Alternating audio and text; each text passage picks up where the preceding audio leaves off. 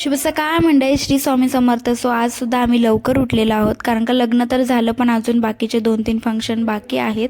So आजचा दिवस आम्हाला फ्री भेटला, त्याच्यामुळे आम्ही आज देवदर्शनाला जायचं ठरवलं. तर आम्ही चाललेलो म्हसवडला आणि आय थिंक आज लग्नाच्या तिथी खूपच होत्या, त्याच्यामुळे आम्हाला 2-3 गाड्या तर लग्नाच्या दिसल्यात. आणि हा घाट तर तुम्ही ओळखलाच असेल, कारण का मी सोलापूरवरून गावी येताना हा दाखवलेला की आमच्या घराजवळचा घाट आहे म्हणून. आणि असाच प्रवास आमचा पोचला म्हसवडपर्यंत. आणि म्हसवडमध्ये आज गर्दी आहे असं वाटलं, कारण का रविवार हा देवाचा दिवस होता म्हणून. आणि ही जी नदी आहे इथे यात्रेच्या टायमिंगला खूप गर्दी असते, कारण का सगळेच सासनकाठीवाली माणसं आदल्या दिवशी येऊन नदीच्या काठी राहतात. त्याच्यानंतर आम्ही देवदर्शनासाठी निघालो. सो आम्ही 4 जण होतो, छोटे बंधुराज, मोठे बंधुराज, बहिणाबाई आणि मी. आणि जाताना पहिले देवासाठी नारळ हार वगैरे घेण्यासाठी आम्ही थांबलो थोडा वेळ. आणि जरा उशीरच झालेला, कारण का लवकर पोचायचं होतं, पण आमचं काही आवरलं नाही. आणि काल लग्नामुळे कंटाळा पण थोडासा आलेला होता. सो हे प्रवेशद्वार आहे मंदिराचा, बघू शकता. जे कोण म्हसवडचे त्यांना तर माहीतच असेल, पण ज्यांना माहीत नाही त्यांच्यासाठी आहे हा व्हिडिओ आहे.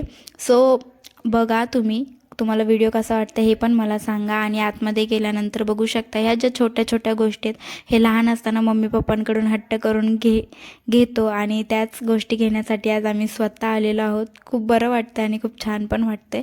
आय थिंक मी माझ्या पहिल्या संक्रांतीच्या टायमिंगला इथे आलेली, त्याच्यानंतर डायरेक्ट आत्ता आली आहे, कारण का जास्त येणं होत नाही. असं कोण सोबत असलं तर त्यांच्यासोबत जाऊन दर्शन घेता येतं.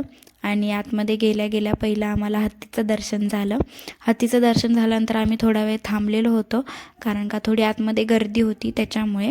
आणि आतमध्ये गेल्यानंतर आम्ही प्रत्येक देवाला गुलाल लावून मस्तपैकी दर्शन झालं. वाटलेलं की खूप गर्दी आहे, खूप धावपळ होईल किंवा असं घाई दर्शन होईल, पण तसं काही झालं नाही. खूप शांततेत झालं. आणि आज रविवार होता, हा देवाचा दिवस आहे, त्याच्यामुळे जवळपासची असणारी माणसं ही रविवारी येतात आणि दर्शन घेऊन जातात. पण आपल्यासारखे माणसांना रविवारी येऊन दर्शन भेटलं हे खूपच म्हणजे नशीब असल्यासारखं आहे. आणि आम्हाला रविवारचाच फ्री टाईम होता, त्याच्यामुळे आम्ही आलो. मस्तपैकी दर्शन घ्यायला सुरुवात झालेली आणि बघू शकता. आणि व्हिडिओ पण मला घेता आला आहे, म्हणजे मी घेतला नाही, हा आपल्या छोट्या बंधुराजांनी व्हिडिओ घेतला. त्याने त्याचं काम चोख पार काढलेलं आहे, कारण का व्हिडिओ घ्यायला अलाउड पण नाही आहे, तरी पण त्याने घ्यायचा थोडासा प्रयत्न केलेला आहे. आणि व्हिडिओ एवढा जवळून घेतला आहे की समोर दर्शन घेतल्यासारखं वाटेल. सो असंच दर्शन घेत घेत आम्ही गाभाऱ्याजवळ गेलो. आणि थोडं तिथे गर्दी होती, तरी पण त्याने बघा व्हिडिओ किती छान दिसला आहे, पुढे तुम्हाला दिसेलच. आणि तुम्ही माझा व्हिडिओ कुठून बघताय, किंवा तुम्हाला म्हसवडचा सिद्धनाथ हा देव आहे की नाही हे सुद्धा मला कमेंटमध्ये सांगा. व्हिडिओ कसे वाटते कमेंटमध्ये सांगाच. आणि हे बघू शकता त्याने व्हिडिओ किती झूम घेतलेला आहे, की समोरच्याला वाटलं पाहिजे की मी स्वतः प्रत्यक्षात दर्शन घेतो असा व्हिडिओ घेतलेला आहे त्याने. आणि मला असं दर्शन संक्रांतीच्या टायमिंगला झालं नव्हतं, कारण का त्या टायमिंगला खूप गर्दी होती, त्याच्यामुळे गर्दीमुळे एवढं मस्तपैकी दर्शन भेटलं नव्हतं. लांबूनच दर्शन घेऊन माघारी फिरावं लागलेलं. पण ह्या वेळेस म्हणजे अपेक्षापेक्षा जास्त जवळून मस्त दर्शन भेटलेलं आहे. सो बघा तुम्ही कसं वाटतं हे. आणि मला लाईक, कमेंट, शेअर करायला विसरू नका. आणि तुमचा सपोर्ट आहे हे मला माहिती आहेच, सो अजूनही सपोर्ट करा मला. त्याच्यानंतर दर्शन घेऊन आम्ही बाहेर आले आणि हत्तीजवळ आम्ही नारळ फोडले, कारण का खूप दिवसांनी आलेलो, त्याच्यामुळे खूप मनासारखं दर्शन करावं असं इच्छा होती. त्याच्यामुळे प्रत्येक गोष्टीला टाईम घेऊन आम्ही मस्तपैकी दर्शन घेतलं. आणि तुम्ही जर माझे व्हिडिओ लाईक, शेअर, कमेंट केले नाही तर मला कळणार नाहीत की तुम्ही माझे व्हिडिओ बघताय किंवा मला सपोर्ट करताय. त्याच्यामुळे प्लीज असाच सपोर्ट करा मला. त्याच्यानंतर आम्ही ते दर्शन घेतलं आणि बाहेर सासनकाठी होती, त्यालाही मस्त गुलाल वगैरे लावला. आणि तरी पण आमचा छोटा बंधुराजाचा नारळ फोडायचा बाकी होता, कारण का तो लाईनमध्ये एवढा उभा होती की त्याला त्याचा नंबर आलेलासुद्धा कळत नव्हता. तरी आमचे मोठे बंधुराज मोबाईल घेऊन त्याचा व्हिडिओ काढत होता, कारण का त्याला कुठल्याच व्हिडिओमध्ये घेता आलं नव्हतं, कारण का तो स्वतः आधी सगळे व्हिडिओ काढत होता म्हणून. आणि हे बघू शकता, नंतर आम्ही सासनकाठीलासुद्धा गुलाल लावला, दर्शन घेतलं मस्तपैकी. आणि जीवन हा मस्तपैकी व्हिडिओ काढत होता. त्याने खूप सपोर्ट केलेला आहे मला ह्या व्लॉगमध्ये व्हिडिओ काढण्यासाठी. त्याला जास्त व्हिडिओत घेता आलं नाही, तरी पण त्याने आमचे व्हिडिओ खूप मस्त आणि छान घेतलेले. सो हे बघू शकताय तुम्ही किती मस्त.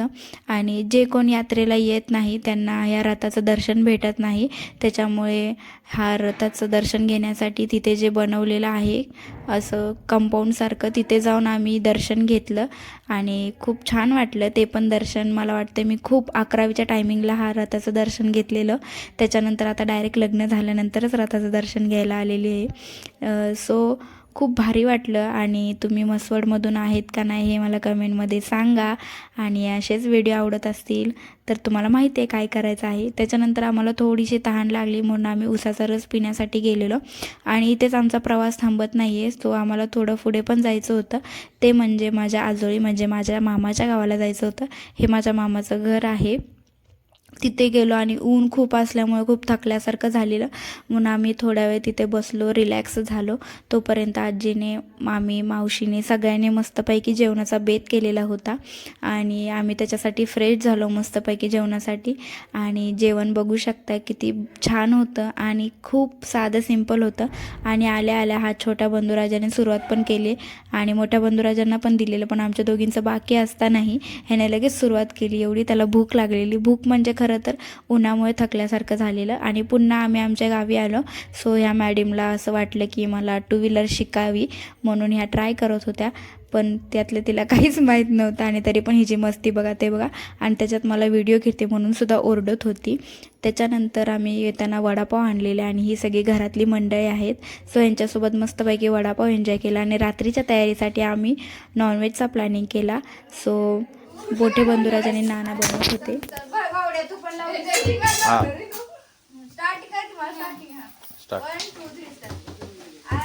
संसार संसार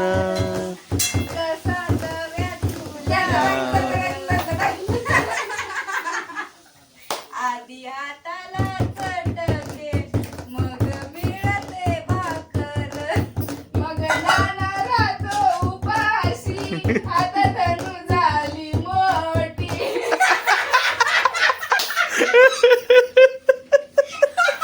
अशीच मस्ती करत आजचा दिवस इथेच एंड करते. भेटू नंतर.